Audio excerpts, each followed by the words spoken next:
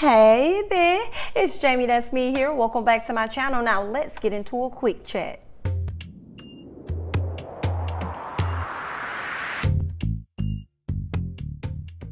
Today I'm starting this quick chat off pretty sad, saying rest in peace to Ashley Garron Taylor. If you guys are not familiar with Ashley Garron Taylor, also known as just Garron, she was a star of Baldwin Hills. Yes, it was a reality show that used to come on when I was younger. I guess you could say the black version of Laguna Beach. Garron unfortunately passed away at the age of 30. She died in her sleep. The family said that it was natural causes, but they also went on to say that she died of kidney failure at just the age of 30, and she also left behind a 7-year-old daughter. So that is just extremely unfortunate, unexpected completely. You know, I was very shocked when I learned the news, and I really hated for her daughter as she was working on her daughter's modeling career. But I just want to make sure that I send condolences out to her family, to the Baldwin Hills family, and also just saying rest in peace to Ashley Garron Taylor.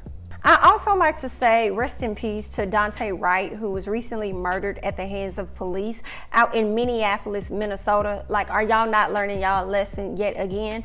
I have an article here from CNN that I want to read to you guys regarding the moments before he died and the interaction that the mom had with him prior to her learning of his death. So let me go ahead and go into that article for you guys. Again, this is from CNN, headline saying Dante Wright called his mother right before he was shot. This is what he said. Moments before he was killed, Dante Wright called his mother and told her he got pulled over.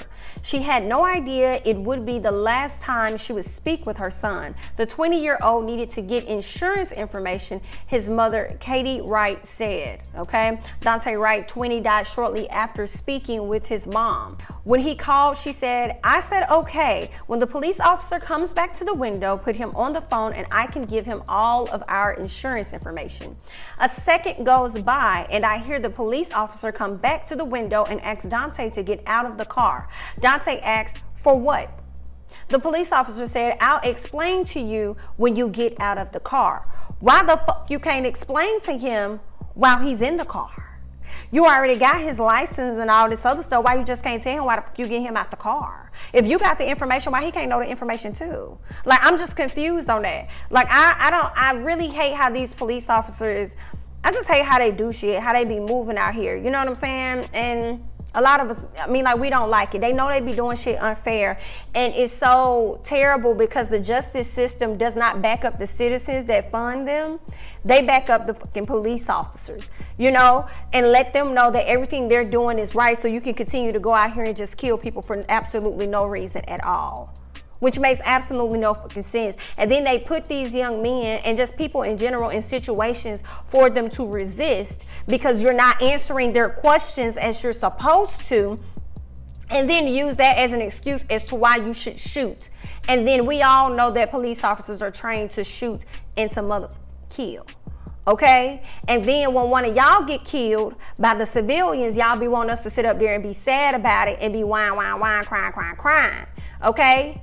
And all the lives that y'all done sat up here and y'all done took, it's kind of hard for people to have sympathy for y'all. Now, granted, I understand all police officers are not bad police officers, but they definitely say one bad apple spoils the whole bunch, because obviously y'all group all of us black people together too and just assume that we're all bad people when that's not the case. But let me continue to read this article, y'all, because it's just like,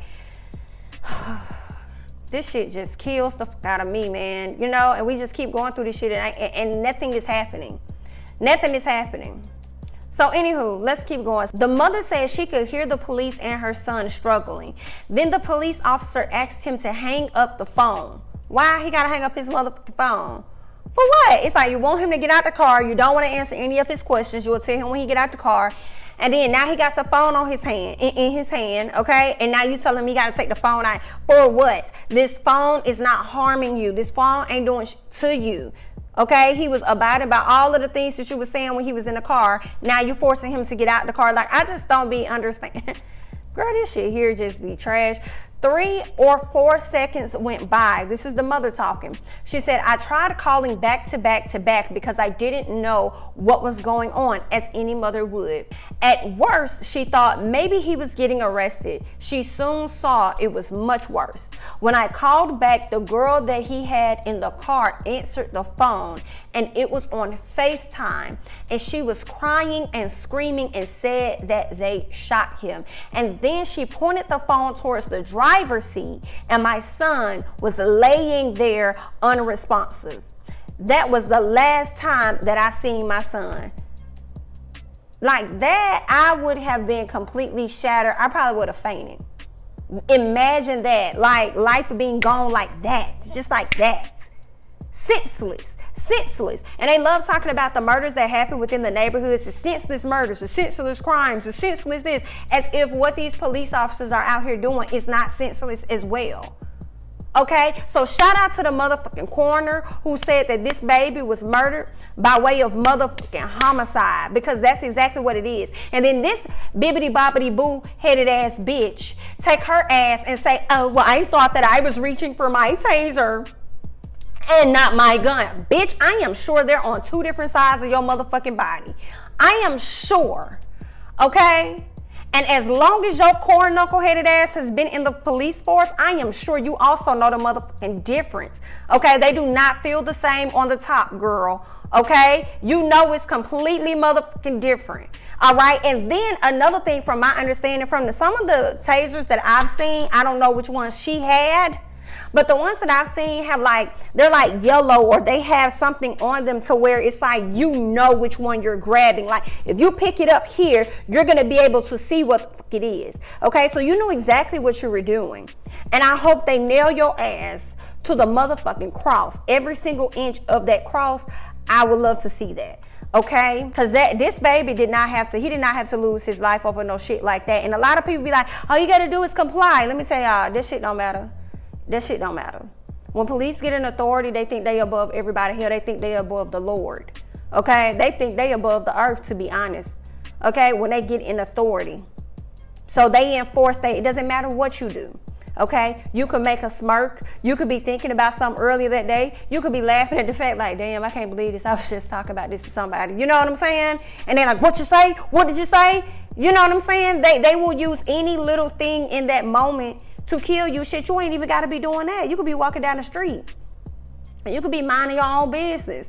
You could be going to the store, getting something to drink. It don't fucking matter. So all that comply shit, y'all can miss me with that shit, because that shit does not matter.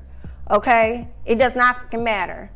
And then shit gonna be looking a whole lot different. People start having their guns, and as soon as you pull them over, they just get the pow, pow, pick the pow, pow. Okay? But we just gonna go ahead and continue to read this, okay? I'm reading this as I go with you guys, okay? So I haven't read the whole thing, but I'm reading it with y'all, okay? That's the last time I heard from my son, and I've had no explanation since then. The police in Brooklyn Center, Minnesota said Wright was initially pulled over Sunday afternoon for an expired tag. Body cam footage shows that after Wright stepped out of the car and then got back in, an officer said she was going to use a taser on him.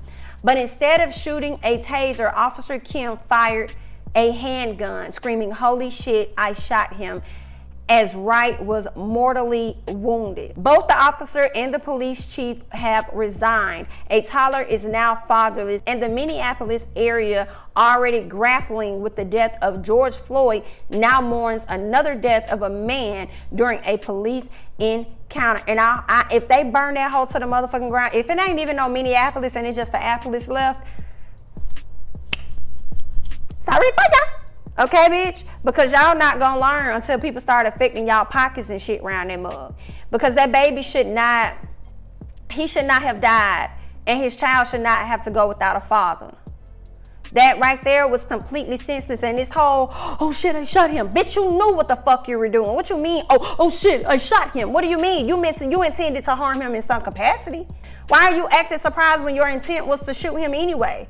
Whether it was with a taser or not.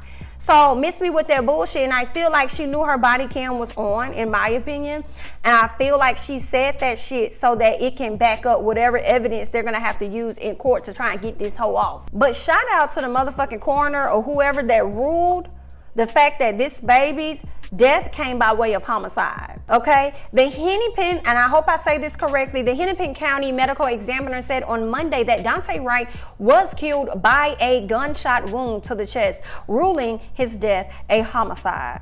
I cannot. Y'all just went through this shit last year. Just know that this is a terrible fucking situation, that I pray they prosecute her ass to the full extent of the law.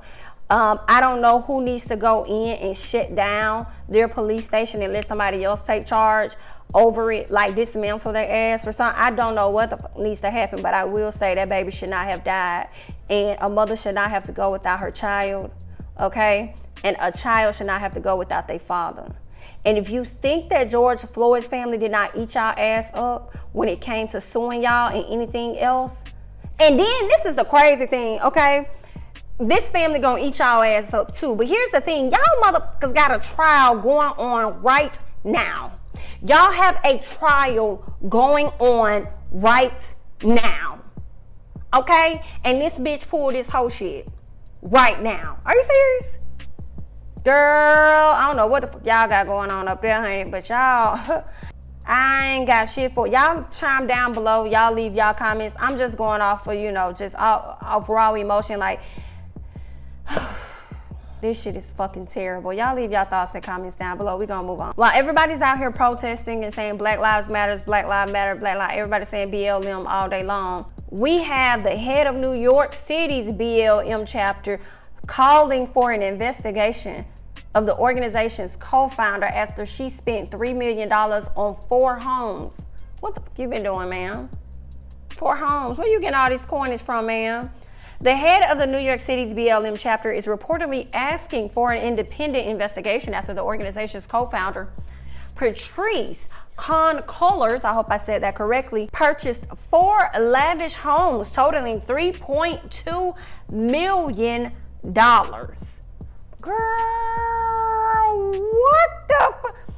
I don't know what Patrice was doing before BLM started. I don't know if Patrice always had money, but obviously some money must be shaken up and missing somewhere in the BLM funds.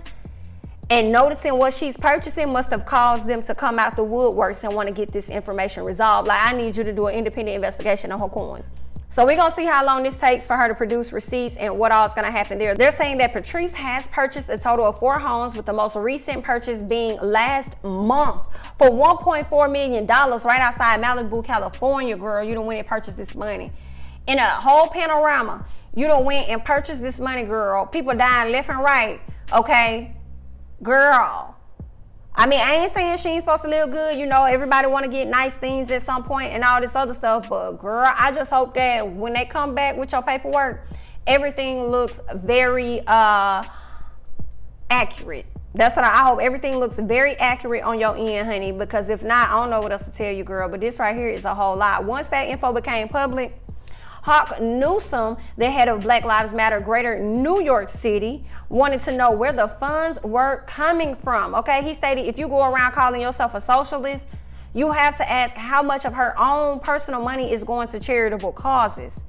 Newsom continued, it's really sad because it makes people doubt the validity of the movement and overlook the fact that it's the people that carry this movement. I agree. I remember last year they were talking about that. If you're going to donate, don't donate there because they're mishandling funds. So it does make things look a little shaky, but it's a forever developing story. She out here spending all this money, but what are you giving back to? What are you doing? How are you helping the people? If the lives matter as bad as you said they do and you're a co-founder, what are you out here doing for the people? So I can understand where they're coming from. It's been a lot of speculation and rumors, but I have to say, unfortunately, and maybe fortunately for her, she's innocent until proven guilty. So until y'all can confirm that her funds were received illegally and she took from the organization, right now, she's innocent. So we'll see what that investigation holds for us as we continue to monitor this situation. But let's move on. Let's talk about Prince Harry. Okay, Prince Harry has decided to go back to where he came from so that he can send his grandfather off. You guys know that his grandfather passed away on last week, I believe it was. His wife is gonna stay back. She's pregnant, but even if she wasn't pregnant, she still wasn't going because she don't with y'all like that. Okay, just so y'all know. Okay, I don't rock with y'all like that. Thank God I am preggo, because I would have tried to stay behind anyway and say I got to take care of this child. Okay. So it is what it is, but that's where they are. She's not, she won't be attending, but he's definitely going to be going back. Now let's move on to something else. Trey Songz, okay? Trey Songz and a woman who accused him of sexual assault reached a settlement in the $10 million lawsuit. The Jasmine Brand says Trey Songz and a woman who alleged the singer sexually assaulted her in a Miami nightclub have reached a settlement agreement in her $10 million lawsuit against him. In court filings, her attorney wrote, the plaintiff and the defendant have entered into a settlement agreement resolving all disputes between them. The case has yet to be officially closed by a judge, as the woman and her legal team are having a dispute over money. Okay, girl, let me tell you something. They still gonna get it on the back end, honey. You trying to go around your attorneys and just go ahead and just cut and just get whatever he gonna get. You probably gonna get 10 million. You may get 1 million or something like that. If that, you may get a few coins over here. Honey, let me tell you, them attorneys, that's what they do. I don't know what legal battle y'all going through over some money, but if you get anything from this man while they was working this case, you gonna owe them some money. So you could think you're going around if you really want to, and you're gonna end up with way less. If you're going up there for $1 million, they probably gonna be taxing you for everything, all the work that they done. Now, had you let them press forward with that 10 million, you may have been able to leave with a good 5 or 6. Okay, after they tax the hell out you on the front end. But now, see, you going around on the back end, and they really finna eat your ass up, okay? Because now it seems like you're trying to lead them out of it a little bit. But girl, either way, honey, good luck. Now let's talk about Usher, honey. Not Daddy Warbucks, but Usher Bucks. Yes, Usher was accused of throwing fake dollar bills at a stripper. She takes to social media and posts the fake dollar bills and goes on to say, what would you do if you was making it clap all night and all they was doing was making it rain fake dollars? How would you respond to that? Then she goes on to say that the money has no trade-in value whatsoever. Laugh my ass off. Don't you think that he needs to be blasted on social media for this SHI? This is what the lady said. She was calling Usher out all on social media. Other people also joined in with that cause. Well, the strip club came back, the same strip club that she was dancing in, and denied it and said that no, that's not true at all. Usher was not throwing fake dollar bills. They also go on to say that he converted thousands of dollars to actually tip the stripper girls that was in there. Now, I don't know if she was one of the girls that did not get tipped or something. Maybe Usher was like filming something in there at the same time, and that's where the little money came from, honey. But she was really upset about that. Now, if I was a stripper and they was throwing fake dollars, I would be mad too. But when I first saw this, I was like, oh, because I've seen the fake dollars before. I saw this girl with like a fake dollar bill that she got at Printy Day. It looks like really legit, but it was actually like a business card. She was like, I'm giving, instead of giving you a business card, I'm giving you this, but it has all my information on it. You can find my social media, you can find this and that, da, da, da, da. And I thought it was hella dope. I thought it was super dope, super cute idea. So when I saw Usher and his face on it and everything, it made me just think he must be doing some type of promo or something. Is he doing a video or something? What's happening with this? But I don't believe that Usher just went out and was just giving out fake money. Now, the stuff they were saying on social media, talking about how he just walked in the store and just walked out of the store with their clothes and stuff, honey, I was shocked. Now, I mean, you can't put that past people for real, because in my head, I'm like, all this money you got, but you know, you just never know, honey. But either way,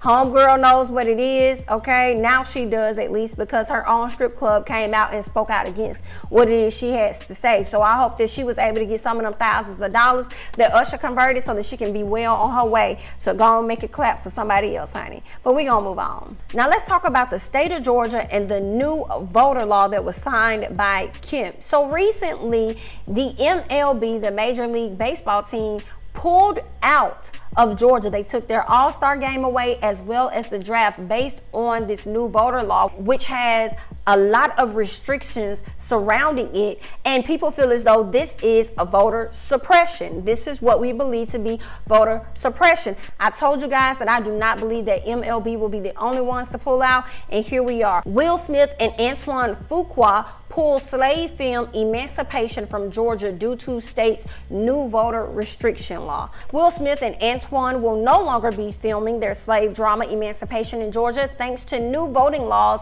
in the state. As previously reported, Governor Kemp signed a controversial law that puts heavier restrictions on Georgia voters. The new legislation limits the number of ballot drop boxes and makes it illegal to provide voters in line with food and water. Mind y'all, these people be standing in line for hours, okay? Hours, on top of the fact that it's COVID, so you know you can only let so many people into the building, okay? So just keep that in mind. And they've shut down certain voter locations, so now more people are going to different polls so that they can vote, right? So mind all of that. So let's continue. While many called for the film industry to boycott the state, Will Smith and Antoine are the first big names to do so. Will Smith and Antoine released a joint statement Monday saying, "At this moment in time, the nation is coming to terms with its history and is attempting to eliminate institutional racism to achieve true racial justice. We cannot in good conscience provide economic support to a government that enacts regressive voting laws that are designed to restrict voter access." The new Georgia voting laws are reminiscent of voting impediments that were passed at the end of Reconstruction to prevent many Americans from voting. Regrettably, we feel compelled to move our film production work from Georgia to another state. Antoine is directing the movie and his Fuqua Films company is slated to produce. Will Smith will star and produce under his Westbrook Incorporated. So, honey, that's where we at with it, you know. I don't believe they're going to be the only ones to pull out. It's going to be more people that's going to pull out. And hopefully we'll be pulling Kemp ass out of office right along with it, okay? But, you know, that's TBD. That's TBD. He won't be able to be up to run again until 2022 from my understanding, which is complete, utter trash. Why does he have to be here so long? Why does he have to be here so motherfucking long? But we're going to go ahead and we're going to move on. You know, I will say this too before I jump ahead. I don't know what type of slave movie this is going to be, but I am somewhat tired of the slave movies just a little bit. I am kind of starting to be over that. I want to see more positive things. We understand that slavery is there. That's part of our history. It's not going anywhere. That's what it's going to be, period. We never going to forget that. We never going to forget that. And we're not going to allow any colorless person to forget that either, period. But as far as, you know, the movies and stuff, I kind of want to see more positive things, a bit, you know, give me a little bit of something. Because the Antebellum with my girl, Janelle Monáe, that was not a good movie to me. But it also was like interesting as hell. Like, what if some people are still living like that today where they don't even know that they're not even in slavery? Like, what kind of SHI is that? You know, we're not even there no more, yet you are in this place. But yeah, those are just my thoughts about that, you know. But we're going to go ahead and move on to some other things. Let's talk about Bridgerton. Yes, you guys know Rege Page, honey, okay? He will not be returning to Bridgerton.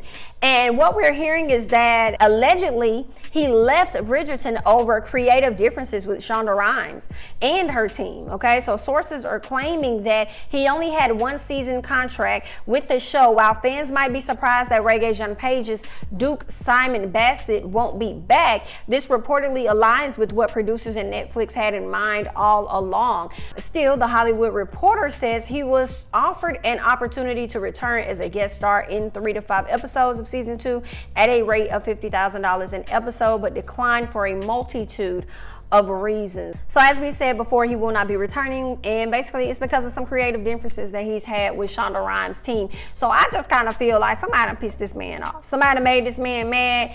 Y'all already had no plans on bringing me back anyway after the first season, so I like to keep it that way. At least that's what I've gathered from this overall conversation. But I will say this, Bridgerton has been renewed for seasons 3 and 4. We already know season 2 is underway, but 3 and 4 also got approved. But from my understanding, I thought all 8 seasons got approved because it's like an 8-series book.